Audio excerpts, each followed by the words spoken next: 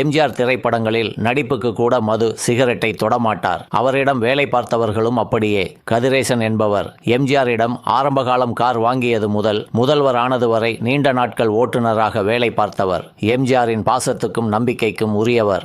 எம்ஜிஆர் அமெரிக்காவில் சிகிச்சை பெற்றுக் கொண்டிருந்த போது நாடு முழுவதும் அவர் நலமுடன் திரும்பி வர பிரார்த்தனைகள் நடந்து கொண்டிருந்தது. மனமுடைந்த கதிரேசன் மது பழக்கத்திற்கு ஆளாகி குடிக்க ஆரம்பித்தார். இந்நிலையில் எல்லோருடைய வேண்டுதலும் பலித்து எம்ஜிஆர் நலமுடன் திரும்பினார். ஒரு நாள் காரில் கோட்டைக்கு செல்லும் போது கதிரேசன் திரும்பி எம்ஜிஆரிடம் பேசும்போது அவரிடமிருந்து மது வாடை அடித்தது. எம்ஜிஆரால் நம்ப முடியவில்லை.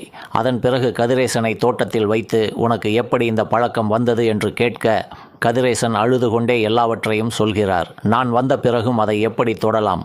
இனி இந்த வீட்டில் உனக்கு இடம் இல்லை என்று வேதனையோடு கதிரேசனை வெளியே அனுப்பினார். அதன் பிறகு கதிரேசன் வரவில்லை. எம்ஜிஆர் இருக்கும் வரை கதிரேசன் குடும்பத்துக்கு மாதா மாதம் சம்பளம் போய்